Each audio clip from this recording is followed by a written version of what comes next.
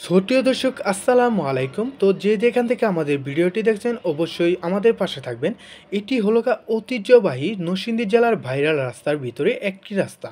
তো এই রাস্তাটি হলো কেন ভাইরাল হয়েছে এবং কি এই রাস্তাটি কীরকম দেখতে, তো সেটার জন্য আপনারা আমাদের পাশে থাকেন। তো আজকে সেই মূল্যবান আলোচনাটাই করব।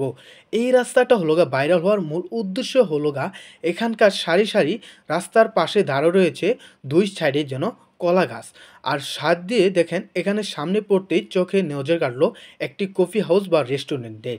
তো এই রাস্তার মূল্যবান আরও বিশুদ্ধ বিষয় হলো এখানকার নজর কাড়ার মূল উদ্দেশ্যই হলো এখানকার চাষাবাদ এমনকি কৃষি জমিন এমনকি রূপন্ত ধানের পর্যটন চাহিদা রয়েছে। তো সেই জন্য এই রাস্তাটি অনেক সৌন্দর্য এমনকি একটি হাওরের মাঝখান দিয়ে বয়ে যাওয়া এই রাস্তাটি কিন্তু বাংলাদেশের ভিতরে এমনকি নরসিংদী জেলার ভিতরে কিন্তু এই রাস্তাটি কিন্তু খুব অতি শীঘ্রই ভাইরাল হয়ে যায়।